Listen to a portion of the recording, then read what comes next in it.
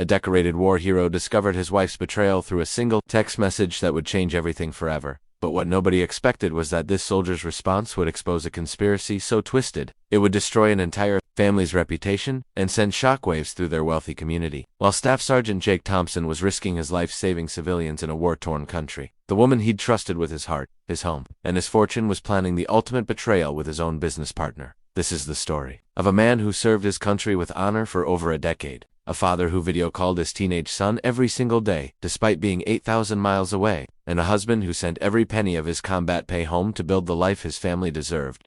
Jake had survived 3 tours of duty, countless fights, and had personally rescued over 200 civilians from disaster zones. He was the kind of man who put everyone before himself, his country, his unit, his family. But on March 15, 2023, while coordinating a medical evacuation in Eastern Europe, Jake received a text that would shatter his world. "Dad, I'm sorry you had to find out this way, but Mom's getting married tomorrow. She said you've been gone too long and she's moving on. I tried to stop her but she won't listen. Please come home." The injustice was staggering, while Jake was literally dodging bullets to save innocent lives. His wife Sarah was planning to steal everything he'd worked for: his house, his construction business, his savings, and worst of all, his relationship with his son. She had convinced everyone, including lawyers and judges, that Jake had abandoned his family by choosing military service over them. If you believe that heroes deserve better than betrayal, hit that like button right now, because this story will restore your faith in justice. Comment "Here is justice" if you're ready to see how this warrior fought the battle of his lifetime, not with weapons, but with truth. Subscribe, because what happens next will prove that some people should never underestimate a soldier's determination and strategic mind. This story has never been fully told before. Built from leaked court documents, recorded phone calls, and exclusive interviews with those who witnessed this epic confrontation. What you're about to discover will change how you view loyalty, sacrifice, and the price of serving others while trusting the wrong people. But to understand how Jake orchestrated the most brilliant counterattack of his life, I need to take you back to where this all began. Jake Thompson wasn't born into privilege. He earned every single thing he had through blood, sweat, and unwavering determination. Growing up in a trailer park in rural Alabama, he watched his single mother work 3 jobs just to keep food on the table. At 17, with no money for college and tired of watching his mom struggle, Jake made a decision that would define his entire life. He enlisted in the Army. The military didn't just give Jake structure, it revealed his true calling. Within his first year, he'd already distinguished himself during a training exercise by coordinating the rescue of soldiers trapped in a simulated building collapse. His commanding officers immediately recognized something special. Jake had an instinctive ability to stay calm under pressure and organize life-saving operations in chaos. By age 22, Jake had completed Ranger training and specialized in combat medical evacuation. He wasn't a doctor, but he was the soldier who ran into burning buildings, collapsed structures, and active combat zones to carry wounded civilians and fellow soldiers to safety. His unit called him the Lifeline because, when Jake showed up, people lived. During his second tour, Jake met Sarah at a military appreciation event back home. She was stunning, charming, and seemed genuinely impressed by his service. Sarah came from money. Her father owned several car dealerships, but she claimed she wanted a real man who understood sacrifice and duty. They married within 8 months, and Jake believed he'd found his perfect partner. When their son Michael was born, Jake made a promise. He would build a legacy his family could be proud of.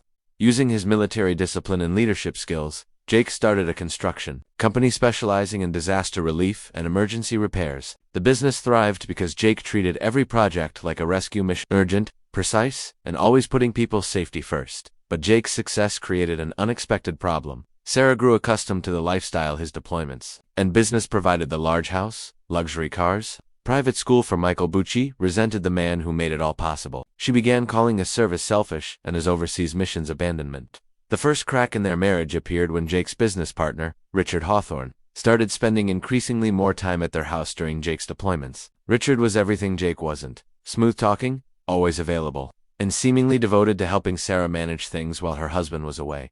What Jake didn't know was that Richard had been feeding Sarah's resentment for months, convincing her that she deserved better than a husband who chose strangers over his own family. Richard painted himself as the stable, present man she deserved. He was already planning how to claim everything Jake had built. The trap was set. But Jake was too focused on serving others to see the conspiracy forming in his own home.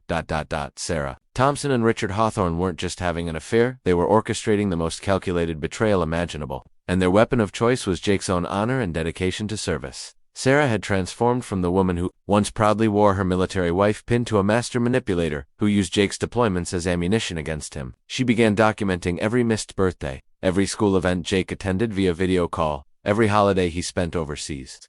But she wasn't collecting these moments out of sadness, she was building a legal case to prove abandonment and emotional neglect. Richard Hawthorne was the perfect co-conspirator. As Jake's business partner, he had access to all financial records, contracts, and business operations. A former divorce attorney who'd switched to construction after losing his license for ethical violations, Richard knew exactly how to dismantle a marriage and a business empire. He'd done it before to other unsuspecting partners, and Jake was just his latest target. The twisted psychology behind their plan was simple: use Jake's greatest strength as selfless service as proof of his greatest weakness as a husband and father. Sarah would play the abandoned wife, forced to raise their son alone while her husband chose to be overseas. Richard would position himself as the stable, present father figure Michael deserved and the devoted partner Sarah needed. Their conspiracy went deeper than anyone imagined. Richard had been secretly sabotaging Jake's business relationships, delaying projects, and creating financial strain to make Jake's deployments seem even more necessary. He convinced Sarah to increase their household expenses, private school tuition, luxury car payments, country club memberships, creating artificial financial pressure that would force Jake to take more overseas contracts. The most sinister part of their plan involved Michael. Sarah began poisoning their 15-year-old son against his father, telling him that Jake cared more about foreign strangers than his own family. She intercepted some of Jake's calls home, claiming technical difficulties, and gradually reduced Michael's communication with his father from daily calls to weekly, then sporadic. Richard played the role of the caring stepfather to be perfectly. He attended Michael's baseball games, helped with homework, and made sure to be photographed at every family event Jake missed. He was building a portfolio of evidence showing how he'd stepped up while Jake was absent. By Christmas 2022, their plan was in motion. Sarah had already consulted with Richard's former legal connections about the best strategy for divorce proceedings. The goal wasn't just to leave Jake, it was to take everything: the house, the business, primary custody of Michael, and even Jake's military benefits through legal technicalities. They had one major advantage: Jake's inherent trust, and his physical absence. Every time Jake called home, worried about the distance from his family, Sarah would reassure him with fake warmth while Richard coached her on what to say. They turned Jake's love for his family into a weapon against him. But they made one crucial mistake: they underestimated the very qualities that made Jake an exceptional soldier: his strategic thinking, his ability to gather intelligence, and his absolute refusal to abandon a mission once he understood the stakes. The countdown to their betrayal had begun, but they had no idea they were about to face an opponent who'd been trained to never leave anyone behind. On March 14, 2023, while Jake was coordinating the evacuation of a bombed hospital in Eastern Europe, Sarah and Richard executed their master plan with military precision, the irony of which would soon become devastatingly clear. Sarah had chosen this exact moment for a reason. She knew Jake was in the middle of his most dangerous and emotionally demanding mission yet, helping relocate critically injured children from a war zone to safety. She calculated that Jake would be too overwhelmed, too far away, and too committed to his mission to stop what was about to happen.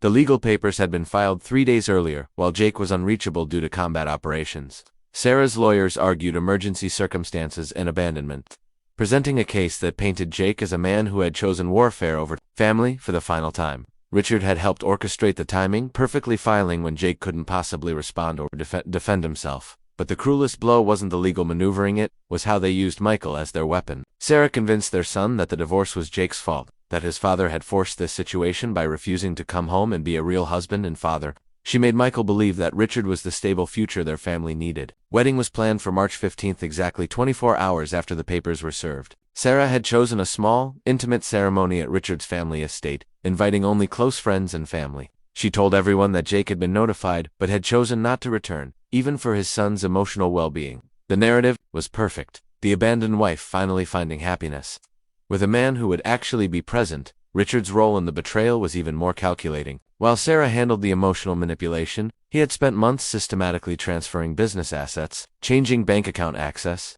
and positioning himself to claim Jake's construction company through a series of legal technicalities. He'd documented every day Jake was overseas as abandonment of business responsibilities. The most devastating part was the recorded conversation Richard had secretly made with Jake 3 weeks earlier. During what Jake thought was a routine business check-in, Richard had carefully guided the conversation to get Jake to say things like, "I don't know when I'll be back, and the mission has to come first." These recordings were now being used as evidence of Jake's priorities and abandonment of family obligations. On the morning of March 15th, As Jake was literally carrying wounded civilians to safety, Sarah was walking down the aisle toward Richard. The wedding photographer captured her radiant smile, her designer dress, and the touching moment when Richard placed his hand on Michael's shoulder symbolically, claiming his new role as the boy's father figure. Michael had been coached to play his part perfectly. In interviews with family court investigators, he sadly explained how his father was never really here and how Richard had stepped up to be the dad I needed.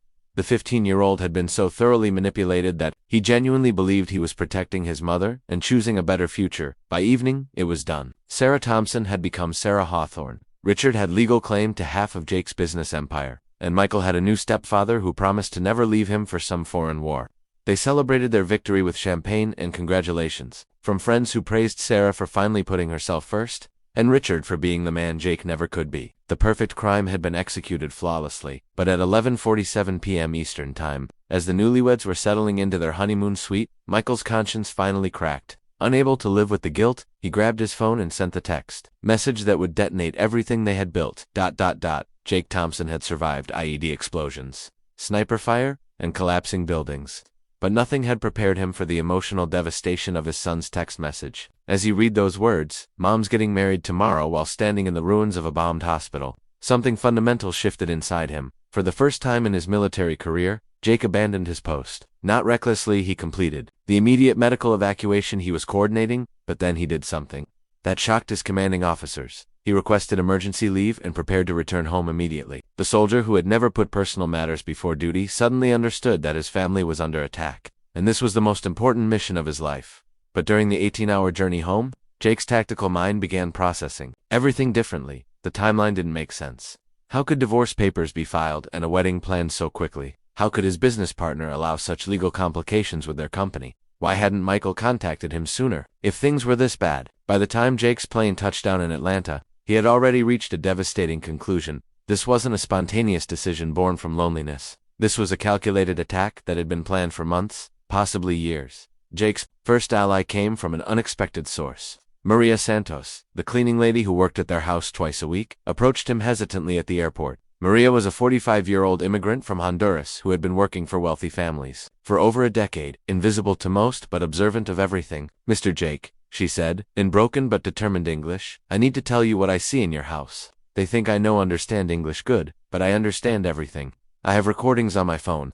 Maria had witnessed months of Sarah and Richard's private conversations, their planning sessions, their cruel laughter about Jake's stupidity for trusting them. As an undocumented worker, she had initially been too afraid to speak up. But seeing Jake's devastation at the airport, she realized she couldn't stay silent about the injustice she'd witnessed. The recordings were explosive. Sarah's voice, crystal clear. "He's so predictable. Every time I mention money problems, he takes another deployment. We'll have everything transferred before he even realizes what's happening." Richard's response, "The best part is, we're using his own honor against him. The more he tries to provide for his family, the more we can prove he's abandoned them." But the most heartbreaking recording was Sarah coaching Michael. "Honey, you need to understand that Daddy chose the military over us. Richard is here. He cares about you. He comes to your games. Actions speak louder than words, and your father's actions show where his priorities really are." Jake listened to these recordings in Maria's small apartment, and for the first time since receiving Michael's text, he felt something other than devastation. He felt the cold, calculating fury of a soldier who had just identified his targets.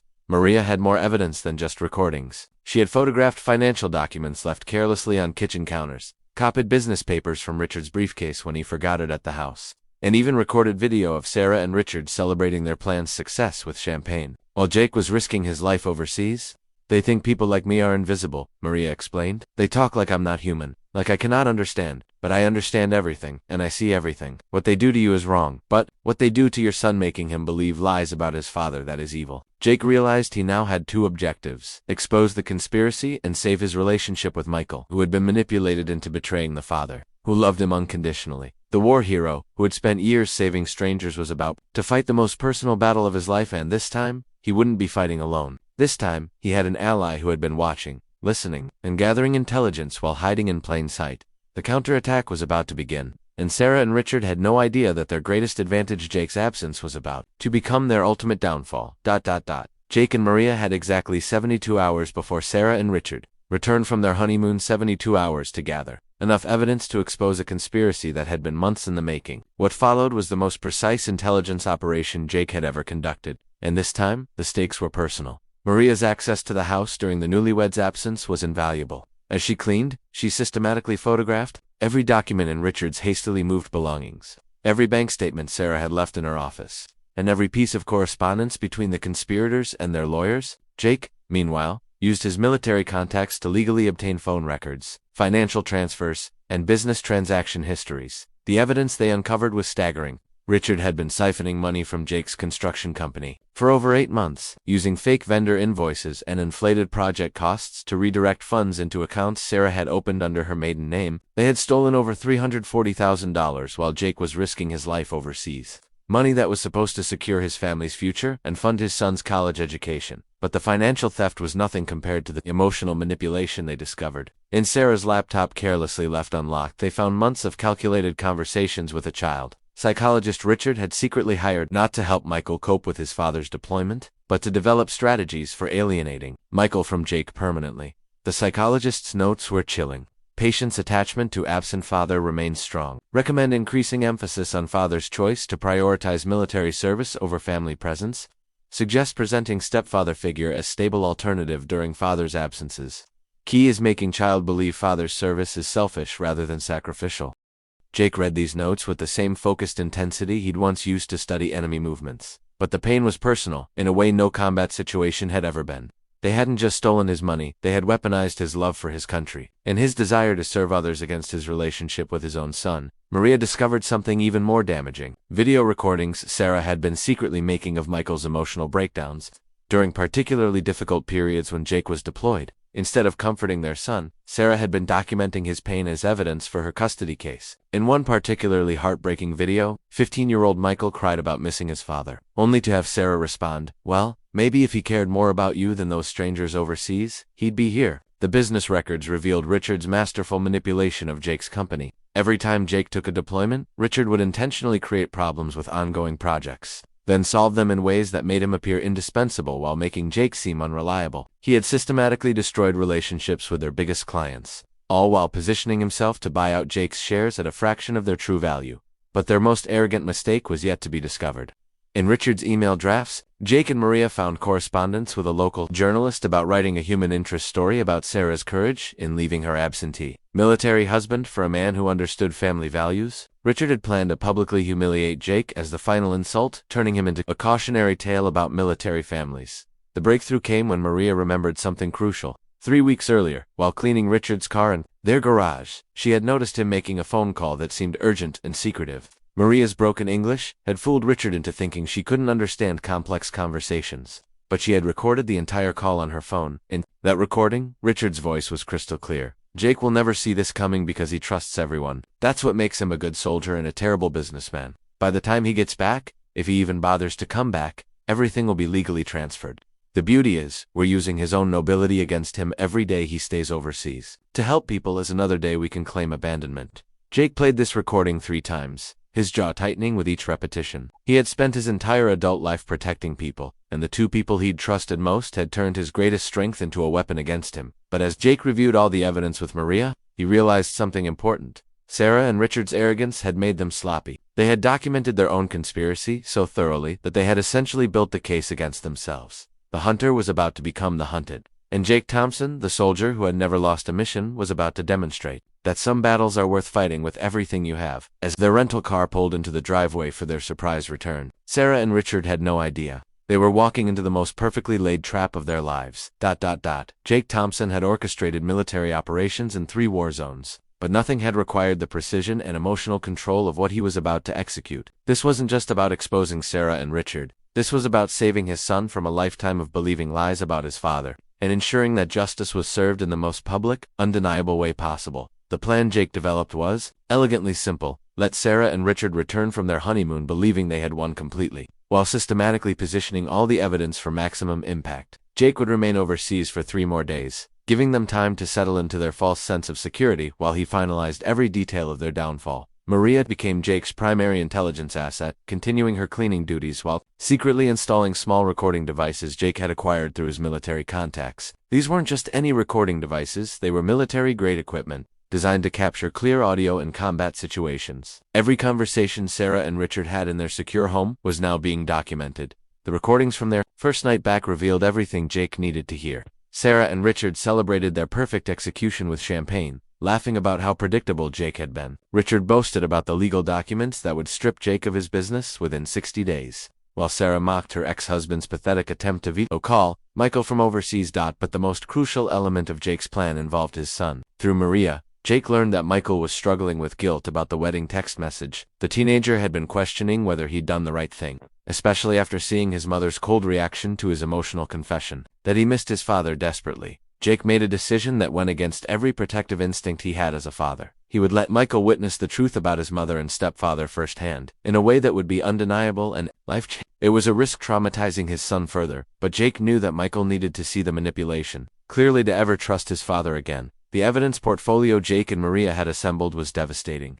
Financial records proving theft, recordings revealing conspiracy, psychological evaluations showing deliberate emotional abuse of a child, and business documents demonstrating systematic sabotage. But Jake knew that evidence alone wasn't enough. He needed the perfect moment and the right audience. That opportunity came when Maria overheard Sarah and Richard planning a celebration dinner for Saturday night at the country club, where they intended to publicly introduce Richard as Michael's new stepfather to their wealthy social circle. They were planning to humiliate Jake's memory in front of the entire community that had once respected his service. Jake's counterplan was masterful in its simplicity. He would return unexpectedly from his deployment on Saturday evening, arriving at the country club during their celebration dinner, but he wouldn't arrive alone, and he wouldn't arrive quietly. Through his military network, Jake contacted Captain Lisa Rodriguez, an Army JAG officer who specialized in cases involving military families and financial fraud. Jake had saved Captain Rodriguez's life during a mortar attack 2 years earlier, and she owed him everything. When Jake explained the situation and provided the evidence,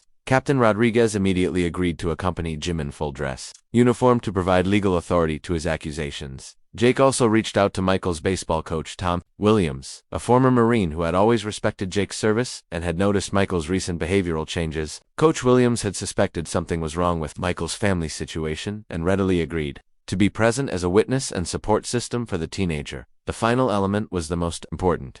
Jake contacted the same journalist, Richard, I had planned to use for his human interest story about military family abandonment. Jake provided Jennifer Walsh from the Atlanta Constitution with exclusive access to all the evidence, offering her the real story complete with recorded confessions and documented financial crimes. As Saturday approached, Jake felt the familiar calm that always came before a critical mission. Every variable had been considered, every contingency planned for, and every piece of evidence verified multiple times. Sarah and Richard were about to face their reckoning in the most public, humiliating way possible. The irony wasn't lost on Jake. The couple who had used his honor and service as weapons against him were about to be destroyed by the very military precision and loyalty that had made Jake a hero. They had forgotten that soldiers don't just fight for strangers, they fight for justice. And when someone threatens their family, they fight with everything they have. Saturday evening was 18 hours away, and Jake Thompson was ready to complete the most important mission of his life.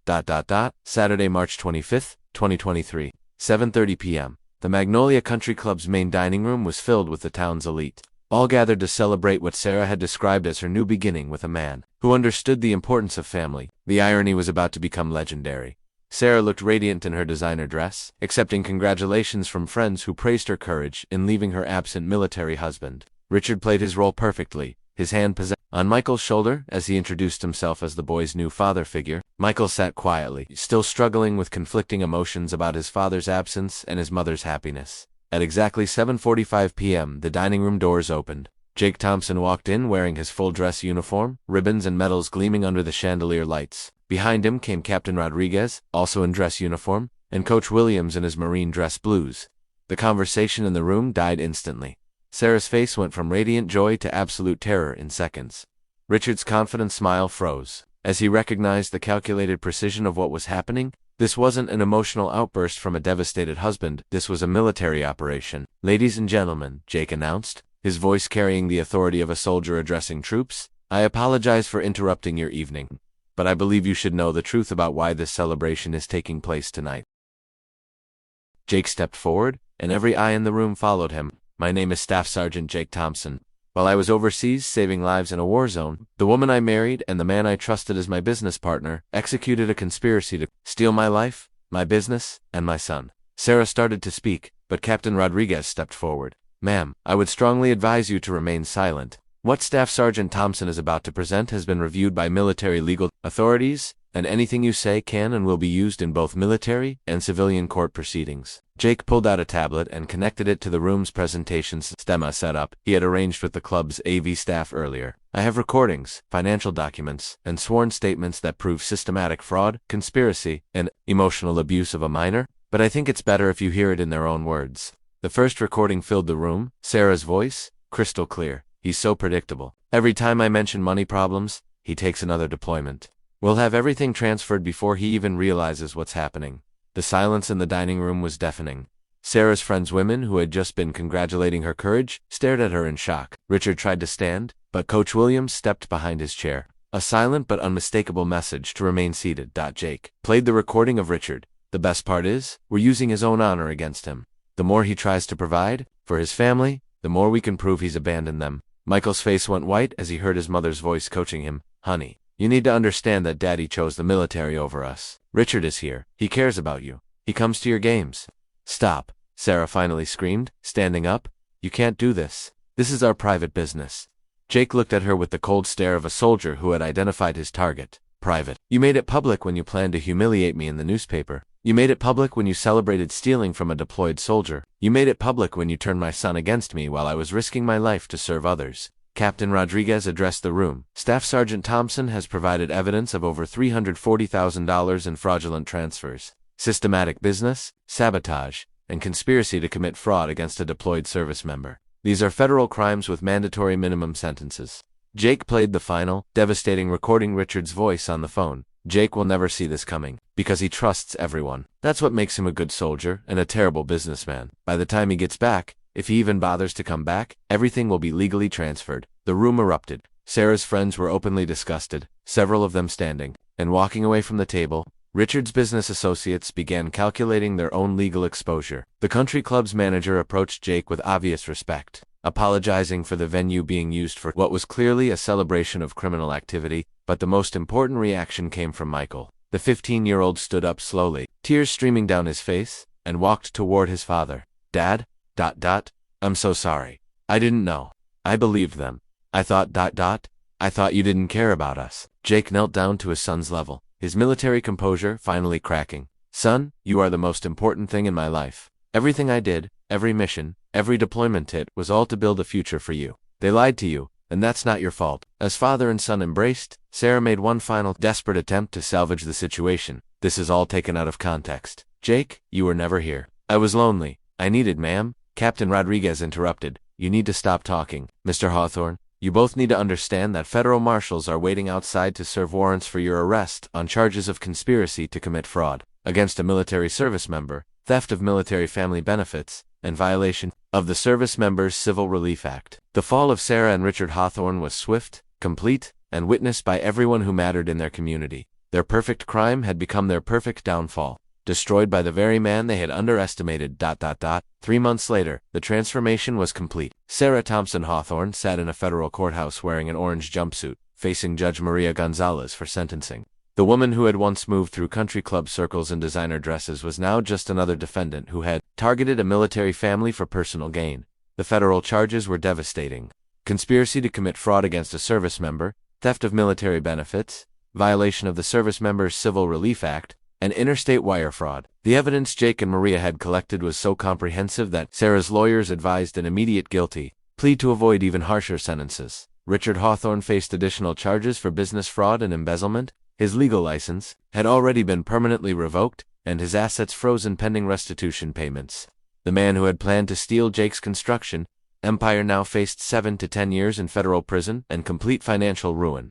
Judge Gonzalez's words during sentencing became legendary in military family legal circles. What you did represents the most despicable form of betrayal, targeting a service member's trust, his family bonds, and his financial security, while he risked his life serving others. Your actions didn't just harm Staff Sergeant Thompson. They attacked the foundation of military family stability that our entire defense structure depends upon. Sarah received 4 years in federal prison plus 3 years supervised probation.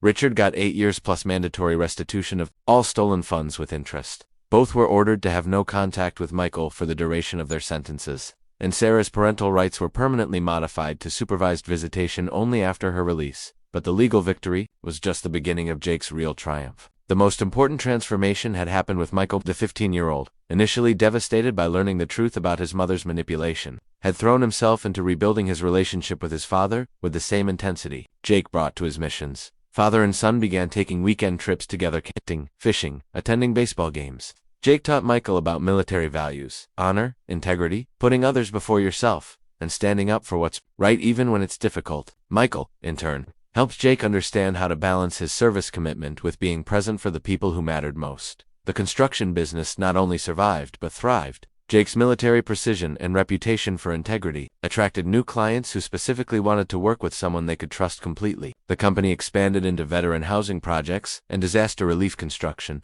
allowing Jake to continue serving others while building a legacy his son could be proud of. Maria Santos became more than just an Ellie Shea, became family. Jake helped her obtain legal citizenship, paid for her daughter's college education, and made her the office manager of his construction company. Maria's courage in speaking up when she witnessed injustice earned her a place of honor in Jake's life, proving that heroes come in all forms. The story spread throughout military communities nationwide, becoming a cautionary tale about protecting service members' families and a success story about justice prevailing. Jake was invited to speak at military family support conferences, sharing his experience to help other service members recognize the warning signs of manipulation and financial abuse. Most importantly, Michael learned a life-changing lesson about character and sacrifice.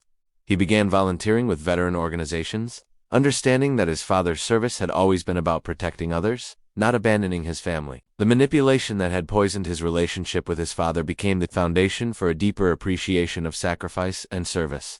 The country club where Sarah and Richard had planned their humiliation celebration now hosted an annual fundraiser for military families, with Jake as the honorary chair. The same dining room where their conspiracy was exposed became a symbol of accountability and justice. 6 months after the sentencing, Michael called his father from school with news that would have seemed impossible during those dark days in March. "Dad, I wrote my college application essay about you, about how real heroes don't abandon people, they protect them, even when it costs them everything. I want to join ROTC and serve others like you did."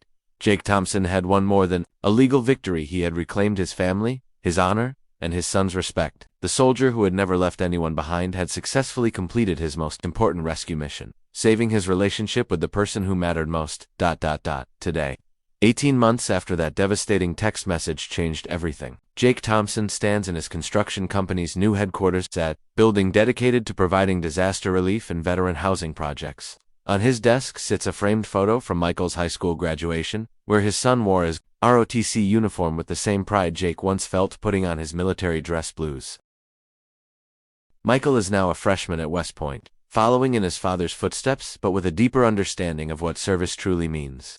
He calls his father every day, not out of obligation, but because he genuinely respects the man who taught him that real strength comes from protecting others, even when they can't protect themselves. The boy who once believed his father had abandoned him now tells everyone that Jake Thompson is his hero and his role model. Sarah serves her sentence in federal prison, where she's had time to reflect on how her greed and manipulation destroyed not just her freedom, but her relationship with her son. Michael visits occasionally, not out of love, but out of the mature understanding that forgiveness doesn't mean forgetting, and that people must face the consequences of their choices. Richard's construction business dissolved completely, his reputation destroyed, and his dreams of wealth replaced by the reality of federal prison and financial ruin. Maria Santos now manages a staff of 12 at Thompson Construction, and her daughter graduated from college debt-free thanks to Jake's support. She often tells new employees, "Mr. Jake taught me that doing the right thing, even when it's scary, can change everything." Sometimes the most powerful thing you can do is simply tell the truth when everyone expects you to stay silent. This story represents something profound about human nature, the difference between those who use others' goodness as a weapon against them, and those who recognize goodness and stand up to protect it. Jake's military training didn't just teach him to fight enemies overseas, it taught him to recognize threats to everything he valued, and to respond with the same strategic precision he brought to combat missions.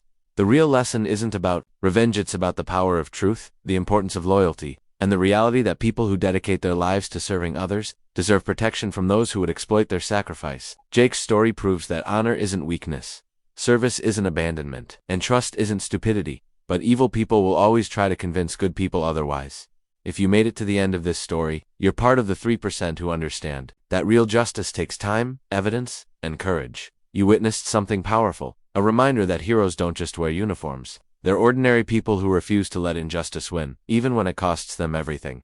Comment, heroes. Never quit. If this story reminded you that good people deserve to be protected and supported, not exploited and betrayed. Your comment isn't just engagement. It's a statement that you believe in standing up for those who stand up for others.